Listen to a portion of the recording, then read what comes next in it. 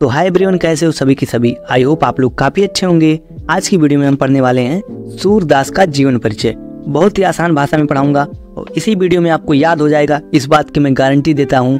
तो वीडियो को बिना किसी देरी के स्टार्ट करते हैं। तो सबसे पहले देख लेते हैं भाई लोग कि संक्षिप्त परिचय होता क्या है। यानी कि जो हमारा जीवन परिचय होता है उसी का शॉर्ट फॉर्म संक्षिप्त परिचय होता है। एग्जाम में लिखना ये बेहद आवश्यक होता है। एग्जामिनर यही देखता है आपका कि आप संक्षिप्त परिचय लिखे हैं या नहीं लिखे हैं। तो आप लोग एग्जाम में इसको जरूर लिखिएगा। खैर, मैं यहाँ पे आपको पढ़ा देता हूँ अच्छे से। सबसे पहले जानते हैं जो हमारे सूरदास थे उनका जन्म कहाँ पर हुआ था। तो सूरदास का जन्म रूनकता में हुआ था। रूनकता कहाँ पे है? तो रूनकता आगरा में है, जहाँ पर ताजमहल है, आप लोग जानते होंगे, वहीं पर रूनकता है। ऐसे आप लोग याद रखिए कि सूरदास का जन्म कहाँ पर हुआ था, जहाँ पर ताजमहल है। और ताजमहल कहाँ पर है? आगरा में है। तो सिंपल सी बात है, आपको रूनकता भी याद आ जाएगा। देखते हैं इनका जन्म कब हुआ था। तो इनका जन्म 1478 ईस्वी में हुआ था। कब हुआ था? 1478 ईस्वी में हुआ था। देखते हैं इनकी मृत्यु कब हुई थी। तो इनकी मृत्यु की बात करें तो 1583 ईस्वी में इनकी मृत्यु हो गई थी। इन आप लोग समझ गए कि इनका जन्म आगरा के रूनकता में हुआ था। और कब हुआ था? 1478 ईस्वी में हुआ था और 1583 ईस्वी में इनकी मृत्यु हो गई थी। अब देखते हैं इनके पिता का क्या नाम था। तो इनके पिता का नाम पंडित रामदास था। सूरदास के पिता का क्या नाम था? पंडित रामदास। इसको आप लोग अच्छे से प्रिपेयर कर लीजिएगा। इनके पिता का क्या नाम था? पंडित रामदास। अब देखते हैं सूरदास के जीवन परिचय को डिटेल में। जीवन परिचय यहाँ पे आप लोग देख सकते हैं। सूरदास का जन्म कब हुआ था? मैंने अभी आपको बताया कि सूरदास का जन्म 1478 ईस्वी में हुआ था। कहाँ पर हुआ था? आगरा में हुआ था। इतना आप लोग समझ गए। देखिए भाई, कुछ विद्वान मानते थे कि दिल्ली के निकट सिही ग्राम में इनका जन्म हुआ था। यानी ऐसे कुछ विद्वानों का मानना है कि जो हमारे सूरदास थे उनका जन्म कहाँ पर हुआ था। बता रहे थे कि दिल्ली में हुआ था, दिल्ली के निकट सिही ग्राम में हुआ था, लेकिन ये बिल्कुल गलत है। लेकिन यहाँ पे आपको दिया गया है कि कुछ विद्वान मानते हैं, लेकिन इनका जन्म कहाँ पर हुआ था? रूनकता के आगरा में हुआ था। सूरदास जी जन्मांध थे। यानी जन्मांध का मतलब है जो व्यक्ति जन्म से अंधा हो उसे जन्मांध बोलते हैं। क्या बोलते हैं? जो व्यक्ति जन्म से अंधा हो उसे जन्मांध बोलते हैं। यानी कि ऐसा कुछ विद्वानों का कहना था कि जो हमारे सूरदास थे वो बचपन से यानी कि जन्म से ही अंधे थे। इस विषय में अभी भी विद्वानों में मतभेद है। यानी कि इस विषय में अभी जो हमारे विद्वान हैं उनमें अभी भी मतभेद है। यानी कि कोई कहता है जन्मांध थे, कोई कहता है नहीं है। तो इस बात में अभी मतभेद है। इन्होंने कृष्ण की बाल लीलाओं का मानव स्वभाव का एक प्रकृति का ऐसा सजीव वर्णन किया है जो आंखों से प्रत्यक्ष देखे बिना संभव नहीं है। यानी जो हमारे कृष्णा जी थे उनकी बाल लीलाओं का वर्णन सूरदास ने बहुत अच्छे तरीके से किए हैं, जो प्रत्यक्ष आंखों से देखे बिना संभव नहीं होते हैं। इन्होंने स्वयं कहा है कि मैं जन्मांध हूँ। आगे देखते हैं। अगर वीडियो पसंद आ रही है तो वीडियो को एक लाइक कर दें और चैनल पर नए हैं तो सब्सक्राइब कर देना। अब देखते हैं। सूरदास की रुचि बचपन से ही भागवत भक्ति के गायन में थी।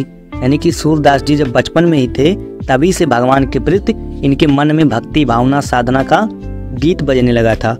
इन्हें भक्ति का एक पद सुनकर पुष्टि मार्ग के महाप्रभु वल्लभाचार्य ने इन्हें अपना शिष्य बना लिया। यानी कि ऐसे भक्ति का पद सुनकर सूरदास ने एक बार क्या किया, जो हमारे वल्लभाचार्य थे इनको एक भक्ति का पद सुनाया। इससे खुश होकर वल्लभाचार्य ने सूरदास को अपना शिष्य बना लिया और श्रीनाथ के मंदिर में कीर्तन का भार सौंप दिया। यानी श्रीनाथ का एक मंदिर था जिसमें कीर्तन वगैरह हुए करते थे, उनका जो भार था वो किसको सौंप दिया? सूरदास को। श्री वल्लभाचार्य के पुत्र विट्ठलनाथ ने अष्टछाप नाम से 8 कृष्ण भक्त कवियों का जो संगठन किया था, सूरदास जी इसके सर्वश्रेष्ठ कवि हैं।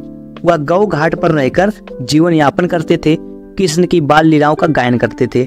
इतना आपको समझ में आ गया कि नहीं आ गया? आगे बढ़े। अब देखते हैं इनकी मृत्यु कब हुई थी। तो जो सूरदास थे उनकी मृत्यु कब हुई थी? 1583 ईस्वी में हुई थी। कहाँ पर हुआ था? गोवर्धन के तलछटी के पारसौली नामक ग्राम में। अरे भैया, इतना बड़ा तो हम नहीं याद कर पाएंगे। आपको इतना बड़ा याद ही नहीं करना है, आपको केवल इतना याद करना है कि इनकी मृत्यु कहाँ पर हुई थी?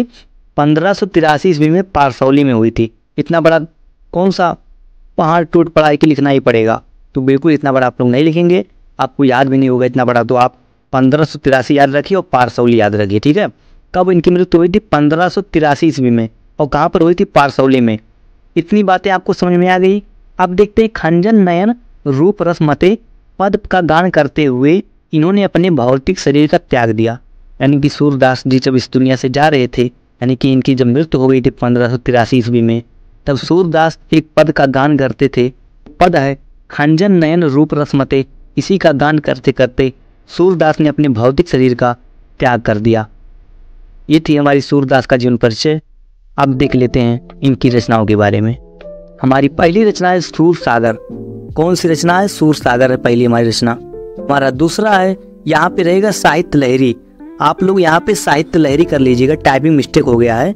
दूसरा हमारा क्या रहेगा? साहित्य लहरी, ठीक है। और तीसरा क्या है? सूर सारावली। तीसरा क्या है? सूर सारावली। पहला है सूरदास, दूसरा है साहित्य लहरी और तीसरा है सूर सारावली। इसी वक्त वीडियो को पॉज करके और कमेंट में इन तीनों रचनाओं को लिखें। इससे आपको क्या होगा? आपको याद भी होगा। पहला है सूर सागर, दूसरा है साहित्य लहरी और तीसरा है सूर सारावली। इसी वक्त आप कमेंट में लिखिए, वीडियो पॉज करके मैं जरूर देखूंगा आपका सही है कि नहीं सही है, ठीक है। इतनी बातें आपको क्लियर हो गई। ऐसे ही मैं आपको कुछ इंपॉर्टेंट कवियों का जीवन परिचय पढ़ा दूंगा अच्छे से, और आपको मैं जो केवल पढ़ा देता हूँ उसी को आप तैयार कीजिए और एग्जाम में वही आएगा। मैं इसी वक्त आपको बता देता हूँ कि जो 2025-26 का बोर्ड एग्जाम होगा इस बार, उसमें सूरदास और तुलसीदास ये तो पक्का है, दोनों आएगा। ये तो हो गया कवि में। देखते हैं लेखक में। लेखक में हमारा कितना आएगा? लेखक में भी आएगा 3। वैसे तो आते हैं 3, लेकिन आपको 2 तैयार करना है, 2 लेखक का और 2 कवि का। कवि का मैंने बता दिया, कवि का केवल 2 तैयार करना है, या आप कर लीजिए उनका सूरदास का या तुलसीदास का।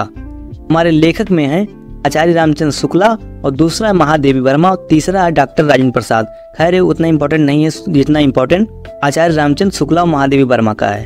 तो आई होप आप लोग को वीडियो पसंद आई होगी, इतना आप लोग समझ गए होंगे। इतनी बातें मैंने आपको अच्छे से पढ़ा दिया इसको। और चैनल पे नए हैं तो सब्सक्राइब कर लेना। अगर इसका PDF चाहिए तो कमेंट करके जरूर बताएं।